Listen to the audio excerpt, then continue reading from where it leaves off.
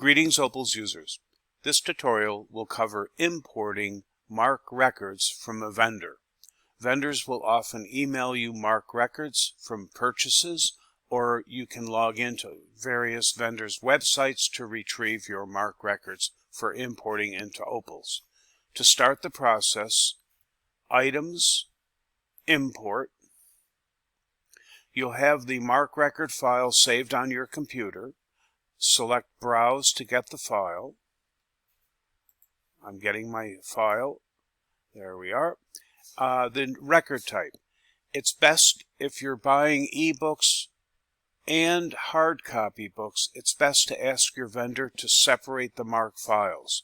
The default on the import is for hard copy items. Ebook is an option, but it's far better to have the MARC files split into two. One for hard copy, one for ebook. In this case, I have hard copy records. In processing is used if your books are not shelf ready. So you could add them to the catalog with an in processing note, but they are not ready, they're not out on the shelves. I don't see that used very often, but it is possible to use it. The record source. Almost always, you'll just have generic. If you're an OCLC user, you would click OCLC. Re-import would be to re-import a file, and I don't see that done hardly ever. The character encoding scheme. MARC 8 is the default. UTF-8 may show up on your file if the vendor sent this in UTF-8 format, and UTF-8 is very good for foreign language diacritics, etc. Mine is a MARC 8 file. Import automatically merges the default, and you should keep it there. Holding import option. Update. Any holdings coming into your catalog that have existing MARC records will be updated. Add imported records to the new item list. You can uncheck this, and they won't go to your new item list, but if you keep the default checked, any records imported will be on the new items list for 3 months. In this case, it would be January 4th, 2024. Additional holdings subfield.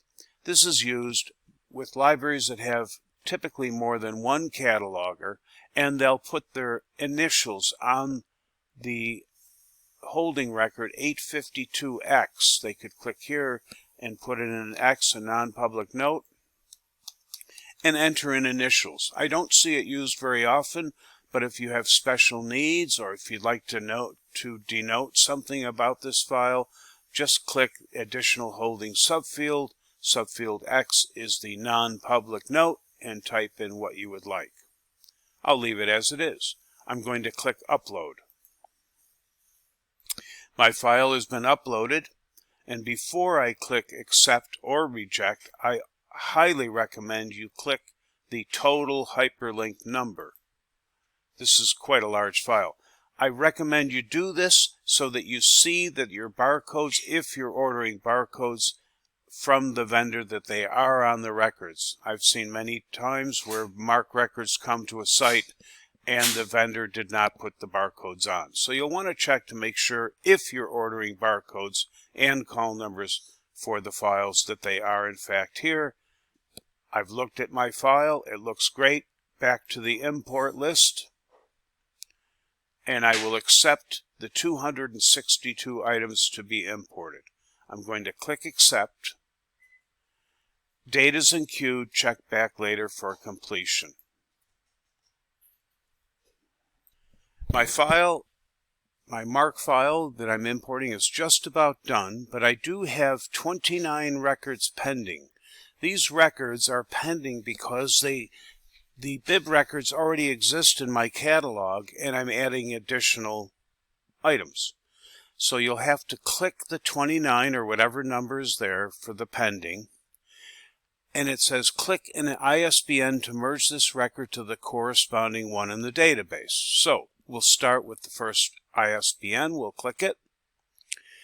And here's the existing record on the left side in your database, or in mine in this case. And here is a new record coming in. Please be aware that if you have special cataloging done and things and subject headings and notes that you particularly like, you may want to keep your existing record. However, at the same time, the new record may be a more robust record. For example, well, I survived. They're about the same. This one, the record in my system has subfield V with 15. This one doesn't. Okay, so I like that. There are 510s, 520 here. This 520 is a more robust summary note than this one. We have some 521s, and then we can look all around. So you'll want to examine both records, the existing one and the new record coming in, and make a decision of what you would like, which record you'd like to go with. In this case, I'm going to choose new holding to existing. So the new one coming in will go and add another copy to my existing MARC record. And here we go again. You'll have to do this for all those, in this case there was about 26 items. So you can either new holding to existing, import without merging, delete from the merged list, or existing holding to the new record. In other words, this one, if the new record coming in is more robust, a better record than what you have, you would choose that. Completed all my merging. There's nothing pending any longer, and 262 records have been imported. To check these, Admin, Reports and Tools, run your item acquisitions list, click Item Acquisitions. When it opens, it'll have run for today, and there are all my 262 items. It's always good to check after you've imported. Check your barcodes, your call numbers, etc. I hope this video has been helpful. If you need further assistance, please call 877-331-1022 and ask for tech support, or email support@opalsinfo.net, and we're glad to help you out. Thank you.